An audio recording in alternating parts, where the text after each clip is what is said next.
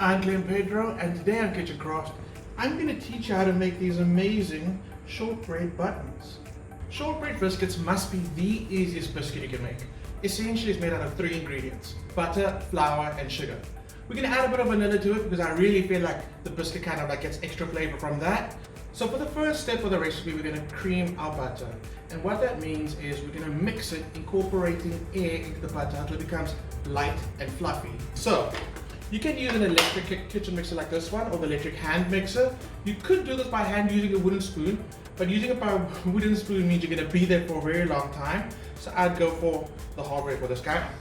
And all you want to do is you want to get your butter. Like I said, I just cubed it just to help it soften quicker. Add it to your mixer. If you are using a stand mixer like this, you're going to use your paddle whisk instead of the normal balloon whisk. So with your butter in the machine now, you're going to start on a slow speed. That's just to break up the butter a bit, get it nice and smooth. And once it does become nice and smooth, you can increase the speed, and that way you're really going to get a lot of air in there. So here we go.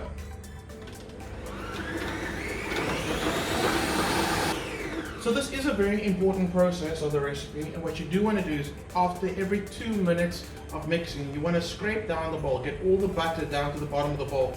So you're making sure you are incorporating a lot of air into that mixture. So just scraping it down.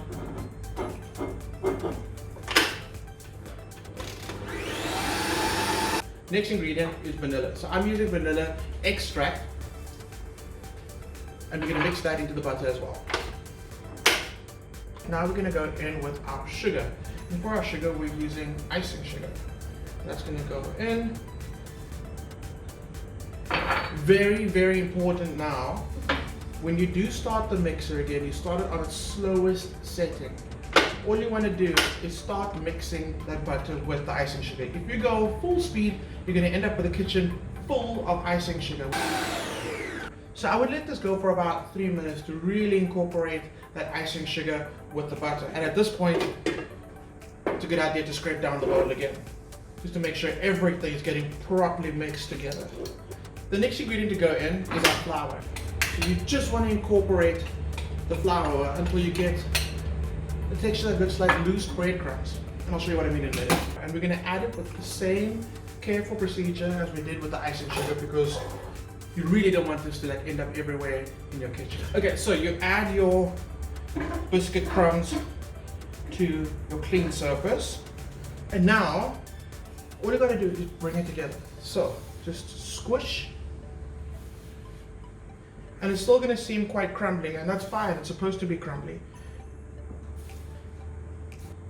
So once you get this beautiful dough ball, you can decide if you either want to cut it in half and plastic wrap that. And you do want to plastic wrap this because this will last in your freezer for months. And I mean months and months. Only if you store it correctly. And by plastic wrapping it, you trap any air from actually getting in there. So yeah, cover these and then go to the fridge for half an hour before you use it. Okay, so our dough has been resting for half an hour, and that butter has definitely foamed up. It's quite hard right now. If it does crack, you just fold it back in on itself and you keep on rolling. I love, love, love this dough.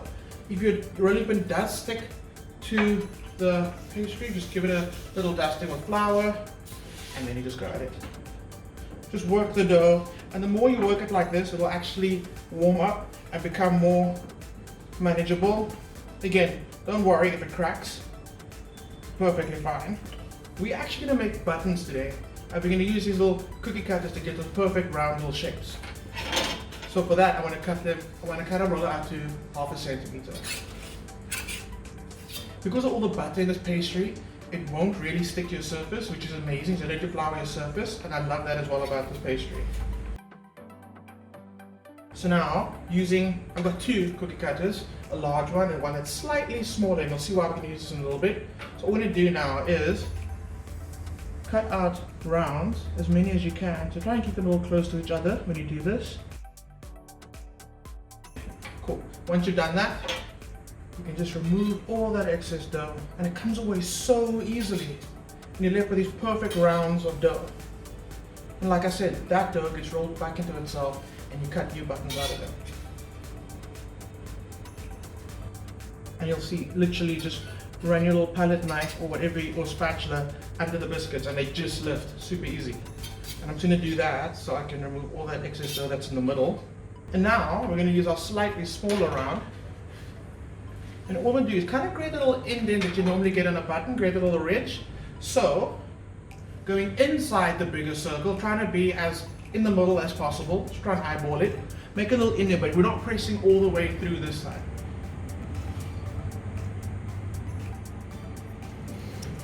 Once you've got that second circle pressed out, it's time to make the little holes inside the button. So I'm going to use a metal straw, which works perfectly for this job. And we get 4 little rounds. The straw perfectly cuts out the dough, and at the end you kind of like just force out this big string of dough, which is amazing. So 4 holes. Okay, so now that we've got the button holes in, they can go into the baking tray, and I've just lined it with a bit of baking paper just to make sure they definitely don't stick. And don't forget, all this excess dough I'm going to roll into itself again and just cut out those buttons. So, no wasting. So before they go into the oven, they could go into the oven just like this. I'm going to add a bit of texture. To do that, I'm going to sprinkle a little bit of caster sugar over them. So I've got my oven preheated to 180. Now these will bake at 8 minutes. And at about 10 minutes, you'll see the outsides will start to brown slightly. So you can decide whether you want a blonde biscuit, which has almost no color, or whether it has a little more brown color, which is baked at 10 minutes. So these are gonna go in, for me, I like a little bit of that crunch, a little bit of that brown. These are gonna go in for 10 minutes. 10 minutes later, just lift them off the tray, pop them on a wire rack. And that's just so as they cool, they don't get a soggy bottom. They didn't get crisp all evenly, which is exactly what you want. And look how cool that turned out. That's so amazing. All right, so these are gonna cool for about 10 minutes. If you can wait that long, I mean, eating them hot's not a problem. All you need, honestly, is a glass of milk, these, and a happy little space to enjoy them. These make the perfect gift because they will stay crispy for about a week, maybe even longer if you store them in an airtight jar.